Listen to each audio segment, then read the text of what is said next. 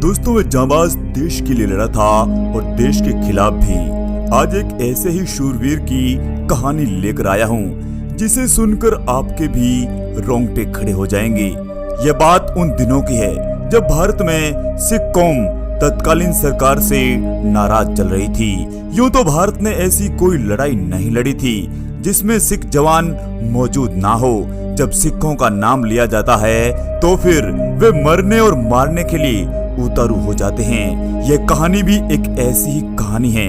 असल में जब ऑपरेशन ब्लू स्टार से पहले भिंडरावाला के साथ एक सफेद दाढ़ी करीने से पगड़ी बांधे एक शख्स को देखा जाता था। दुबली पतली कद काठी के वो शख्स दिखने में बेहद कमजोर लग रहे थे, लेकिन अंदर से वे बेहद मजबूत थे। वे एक सच्चे सिपाही थे। उन्होंने भारतीय सेना के खिलाफ अमृतसर में व्यूह रचना रची थी। तारीख थी 5 जून 1984 की, जब भारतीय सेना स्वर्ण मंदिर में घुसी थी। तो फिर एक जनरल साबेग सिंह ने अपने 200 सिपाहियों के साथ उनका सामना किया था। जनरल साबेग सिंह पढ़ने लिखने के बेहद शौकीन थे। उन्हें 7 भाषाओं की जानकारी थी। वे 5 फीट 8 इंच लंबे थे। बेहद अच्छे एथलीट भी थे। 18 वर्ष की आयु में ही उन्होंने 100 मीटर रेस में भारतीय रिकॉर्ड की बराबरी कर ली थी। वे तैराकी भी गजब की करते थे और घुड़सवारी में तो उनका कोई सानी नहीं था। लेकिन सेना में भर्ती होने का उनका गजब का जुनून था। रात दिन एक ही धुन थी, सेना में जाना, चाहे उसके लिए कुछ भी करना पड़े। और फिर धुन के पक्के साबेग सिंह ने सेना को ज्वाइन कर लिया था। अपने सैनिक कैरियर में उन्होंने भारत की तरफ से कई लड़ाइयां लड़ी थी, वह चाहे सेकेंड वर्ल्ड वार या फिर 1947-48 भारत पाकिस्तान युद्ध, 1962 भारत चीन की लड़ाई, 1965 की लड़ाई, 1971 भारत पाकिस्तान युद्ध में तो पाकिस्तान के दांत खट्टे कर दिए थे। इस तरह उन्होंने अपने अदम्य साहस का परिचय दिया था।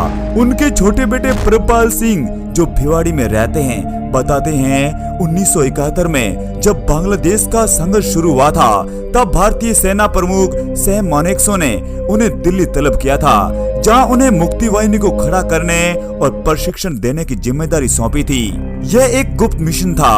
भारत दुनिया को यह नहीं बताना चाहता था कि वह एक मुक्ति वाहिनी को प्रशिक्षण दे रहा है। पूर्वी कमान के मुखिया जगजीत सिंह अरोड़ा ने बताया कि मुक्ति वाहिनी में जनरल सुबेग सिंह की अहम भूमिका थी। उस जमाने में वह परंपरावादी सिख नहीं हुआ करते थे। जब काम का तकाजा हुआ तो उन्होंने बाल तक कटवा लिए थे। जनरल सुबेग सिंह को डेल्टा क्षेत्र में मध्य व पूर्वी बांग्लादेश इलाके की मुक्ति सेना का इंचार्ज बनाया था। उन्होंने पाकिस्तान की सेना छोड़कर आए कई लोगों को ट्रेनिंग दी थी, जैसे मेजर जियाउर रहमान, मोहम्मद मुश्ताक, जो बाद में बांग्लादेश के राष्ट्रपति व सेना अध्यक्ष बने थे। साबेग के प्रयासों से बांग्लादेश में जनवरी से अक्टूबर 1971 तक छापामार आंदोलन इस हद तक बढ़ गया था और फिर लड़ाई शुरू हो गई थी। तब तक पाकिस्तान की सेना पूरी तरह से टूट चुकी थी। बांग्लादेश युद्ध में ब्रिगेडियर साबेग सिंह को उनकी सेवाओं के लिए परम विशिष्ट चक्र से सम्मानित किया। इससे पहले भी उन्हें अति विशिष्ट सेवा मेडल मिल चुका था। उनके पुत्र प्रभपाल सिंह बताते हैं कि जब वे मेडल लेने राष्ट्रपति भवन अपने पिता के साथ गए तो उन्हें बेहद खुशी मिली थी। इसके बाद जनरल साबेग सिंह की तैनाती उत्तर प्रदेश के बरेली में हो गई थी। बरेली का इलाका काफी बड़ा था और चीन की सीमा तक जाता था। उनके अंडर में 2-3 ट्रेनिंग सेंटर आते थे। वहाँ एक ऑडिट रिपोर्ट में वित्तीय अनियमितता का पता चला। जनरल साबेग सिंह ने इसकी तह तक जाने की कोशिश की, जो सेना के आला अधिकारियों को पसंद नहीं आई थी। नतीजा यह हुआ कि जनरल साबेग सिंह को रिटायरमेंट के एक दिन पहले बिना किसी मुकदमा या वारंट के नौकरी से बर्खास्त कर दिया गया। उनके पुत्र बताते हैं कि इसका बदला लेने के लिए जनरल साबेग सिंह अमृतसर में भिंडरावाला के पास चले गए थे। भिंडरावाला ने उन्हें स्वर्ण मंदिर के रक्षक की जिम्मेदारी सौंपी थी। 3 महीनों तक उन्होंने वहां रहकर वह सब कुछ किया जिससे कि भारतीय सेना को स्वर्ण मंदिर में घुसने के लिए मुश्किल से मुश्किल परिस्थितियों का सामना करना पड़ा था। बाद में भारतीय सेना के सेना अध्यक्ष बने जनरल वीके सिंह ने अपनी आत्मकथा करेज एंड कन्विक्शन में लिखा है, जनरल साबेग सिंह के नेतृत्व में स्वर्ण मंदिर के रक्षण की वह परिपाटी लिखी गई थी। सभी हथियारों को जमीन से कुछ ही ऊंचाई पर रखा गया। इसका मतलब यह हुआ था, न केवल आक्रमणकारियों के पैर उखड़ गए, बल्कि रेंग कर चलने का भी विकल्प समाप्त हो गया था, क्योंकि अगर वे ऐसा करते तो गोली उनके सिर में लगती। हमले से पहले जनरल बरार ने असैनिक कपड़ों में स्वर्ण मंदिर के अंदर जाकर हालात का जायजा लिया।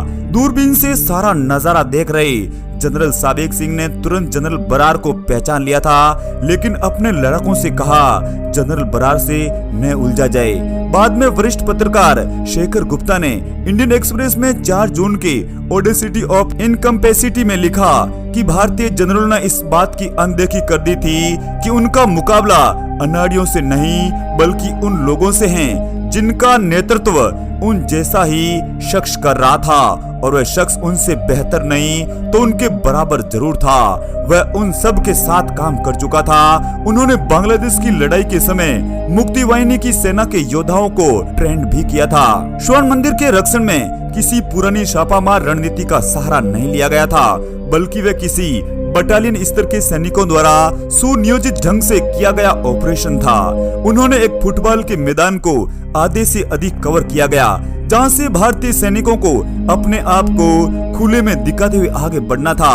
ये उनकी नजर में पहले से ही तय किया हुआ किलिंग ग्राउंड था। उन्हें सेना की भाषा में फिबुआ यानी fighting in built up areas कहा जाता है। साबेग को यह गलतफहमी नहीं थी कि उनकी जीत होगी। वह तो भारतीय सैनिकों को हताहत करना चाहता था, ताकि कुछ देर तक सेना को रोके जा सके, ताकि सुबह होने तक भीड़ इकट्ठा हो जाए और फिर कार्रवाई को रोक देनी पड़े।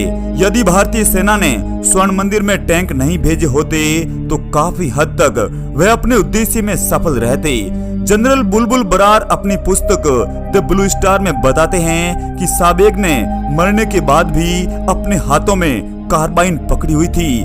उनका शव तहखाने में पड़ा था। उनकी वॉकी टॉकी उनके शव के पास बिखरा पड़ा था। जब जनरल साबेग की मृत्यु का पता परिवार वालों को चला तो उनकी बहू ने सेना अध्यक्ष जनरल वैद्य को फोन करके पूछा कि हमारे ससुर की ऑपरेशन ब्लू स्टार में मृत्यु हो गई है, क्या आप हमें उनके बारे में बता सकते हैं? तो उन्होंने साफ मना कर दिया कि हमें इसके बारे में कोई जानकारी नहीं है। जुलाई 1984 में सरकार द्वारा जारी किए गए श्वेत पत्र में बताया गया कि ऑपरेशन ब्लू स्टार में सेना के 83 जवानों की मौत हुई है। उनमें 4 अफसर भी थे। इसके अलावा 273 सैनिक और 12 अफसर घायल भी हुए थे। तो दोस्तों, साबेग सिंह के बारे में आप और क्या जानते हैं? कृपया कमेंट्स में हमें जरूर बताएं। जय हिंद, वंदे मातरम।